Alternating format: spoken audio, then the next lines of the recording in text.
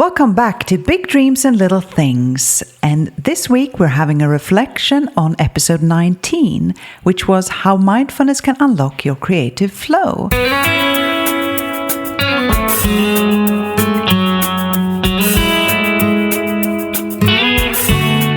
How are you, Karina? I am good. I've had a good weekend and lots of time to be mindful, actually. Sometimes you just need a little reminder, right? Yes, I agree to that. I might have a period in time where I'm really active with something. Yeah. And then something else comes in. Yeah. And that's just life. And then it's easy to forget that thing that you did that was actually really good. And that's a challenge for me because I have so many balls up in the air and then stick with things and put them on the list of things that are with you all the time. That's so true. But, I was thinking, when you are really busy and when you have things in the air, I think that's when almost need mindfulness more than anything, right? Because if we're thinking about George Lucas, right? When everything was falling apart for him during the production, when studios were skeptical and his technology was failing and things weren't working, I think it seemed like that's when he turned to mindfulness. I think that's something we can really learn from in many ways, because when we hit this resistance, we have this wall in our work.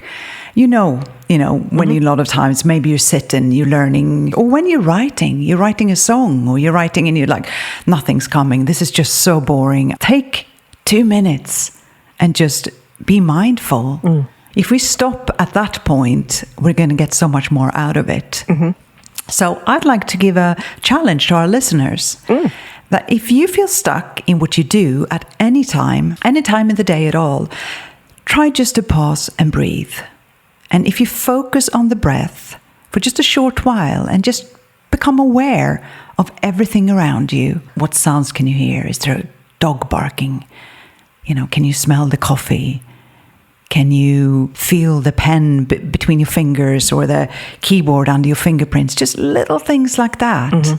Are you holding tensions in your shoulders? I think that simple act of returning to your senses can really shift everything you're doing, and your senses are switched on and you're present.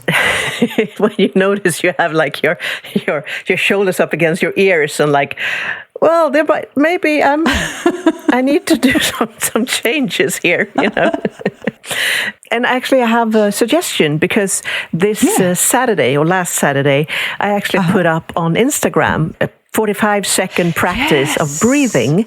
Brilliant. So it's up there and it's really easy to do. It's 4 breaths. Just go find that and just do that for 45 seconds. It's so easy to do. Save it, and then you can always come back to it. Yeah. So please use that. That's for you out there to use. Exactly. Give yourself that 1 minute every now and then. It will make such a difference. Yes. So when you think of mindfulness, Karina, what kind of reflection have you had since last week's episode? Well, those of you that has followed us know my connection to mushrooms. And we have something in common there, Karina and yes. I think it's episode 2 or 3. I think it's Power of 2, where I talk about my conflicting feelings about mushrooms. And it's not the psycho mushrooms, it's the ones in the forest. So yesterday, I took my family out into the forest. Oh, yeah. I'm jealous. I was thinking of you, and we got into the forest, me and Hannah, who's 5, and my husband. My husband isn't much into the picking, but he loves to be in the forest, so he was walking around enjoying that. And me and Hannah was diving into the moss, getting our fingers dirty, and we got a big bucket or bushel of trattkantareller. Yes. Chanterelles, the brown ones. Oh, they're so delicious. And last night we had a mushroom sandwich. So that's what I did for mindfulness. Well, Hannah spoke the whole time, so it wasn't much rest in the brain. But it was really, getting your fingers into the dirt and just digging under the moss and getting the mushroom eyes on. Yeah, and the smell. Yes. I can usually smell them before I see them. Right? Exactly. I told Hannah, I was like, well, you need to get your mushroom eyes on because you can't see them at first. And then suddenly they just appear. You know what I'm talking everywhere. about. And they're Yes, everywhere. I so do. Exactly. And the thing is, it's addictive. So then it's hard to stop. Yes. I mean, Karina and I have gotten lost once because of that. Yes. Because it was getting dark and we just couldn't stop. No. I think that was one of the first times we were out. It was. Oh, that's amazing, Yeah. Karina. So that's what I'm I've done for mindfulness. Oh, but we did. We went to the ghost walk in the forest as well. We did that on Saturday, which was really cool. What is that? Yeah, they are fourth graders.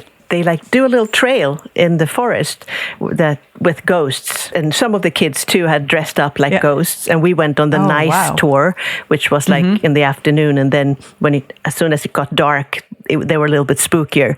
But we just left when it started to get spooky. And they had 2,600 people that showed up. Wow. Yeah. So that was also just, diving into some magic and some childhood play. That was very mindful for me. It wasn't sitting down and listening to, everything like an exercise. But no.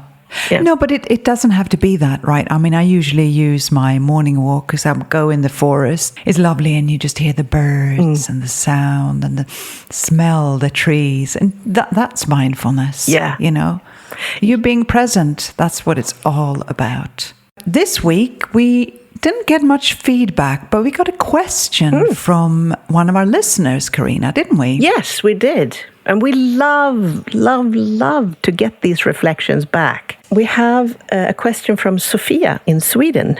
Love this episode. Quick question. How long should I stay in that mindful moment when I hit resistance? Well, sometimes I worry I'm using it as procrastination rather than a reset. Is there a sweet spot? I feel my immediate response is if you're using mindfulness, procrastination, I think you're in a good place. Yeah.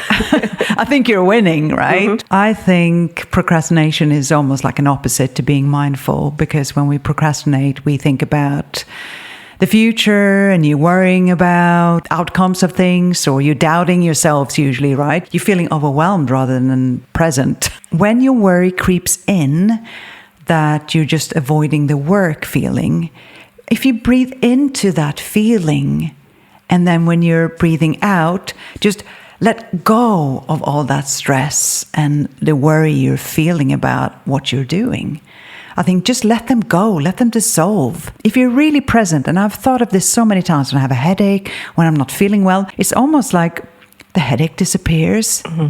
There's nothing else than the present moment, because you're not preoccupied with thinking about what is wrong. Mm-hmm. And one thing that comes to mind when you say headache and mindfulness, I talked about my teacher, Lars-Erik Gunestål. He used to do that. You would go into the headache and then think of your ear like a tap and pull your ear. You imagine that the headache is kind of like running out of your ear lip like water or something like that. And stay with that as a mindfulness practice if you have a headache. I mean, I usually think of it as almost like a shower. You breathe in, and then when you breathe out, you're just flushing it through your body and just flushing everything out. Yeah. It does help. It really does. And now we have something really exciting to present, because we're getting close to start off. We are, for sure. What if you could take 12 concrete steps towards your dream in just 12 weeks? Äkta Ignite is the 12-week peer support program that helps self-led creative entrepreneurs stop dreaming and start doing. Starting January 2026, you will get actionable milestones, weekly peer support, focus group sessions, a community that gets it, and real progress by April. So let's make no more some days. Let's make it done by April 2026. If you're ready to ignite your creative business, sign up for the list now at www.ektahub.net/ekta-ignite. There you will also find a link to our inspirational week letter, Backstage Wednesday. Every Wednesday we send it out to you, to your mailbox, full of inspiration and motivation, free of charge. You sign up at www.ektahub.net. So this week for the tiny experiment, I've been experimenting with doing my laughing meditation. And if you listen to last episode, Karina and I had a wonderful laughing Yes, we did. session together. So I've been doing it, not every day, quite a few times, just a brief one as well, about a minute. And what I really felt after doing it is my mood shifted completely. If I had tensions or if I was in my head just thinking about things, I came out of my head completely and I just felt really light, and I felt that going on with my day, I felt more joyous and I felt more playful, because we've talked a lot about, Karina and I, how we'd love to laugh more in our day. So I think this is a great setup for just approaching that laughter, and doing it more. Yeah. And next week is my turn. And I'm going to stay with the playfulness, but I won't tell you what it is, because I will tell you that next time. It's actually inspired. Okay. I think that's what I'm going to go with, at least. That's inspired by next week's episode, which is with Amber Mog Kathy. Yes. So, check in next week. We had a great talk with Amber last week, and it's going to come up on Halloween. It's coming up on Halloween, Friday the 31st. And she will talk a lot about her business and, of course, the voice. And it's going to be a lot of laughter as well. She's a funny gal. She sure is. And it's so inspirational. And she's got lots of wisdom, about running her business and the voice. And she's just a great person to listen to. Yes. So thank you for checking in with us today. Yes, thank you very much. I think that's it for today. Yep. But as usual, if you haven't yet listened to episode 19, please go back and listen to it. And if you'd like a gentle pat in the back midweek or a nudge, sign up for Backstage Wednesday, our newsletter full of inspiration and accountability. Hang in there. And that's it for today. Bye. It's the little things that matter. It's the little things that count. The things that make you happy.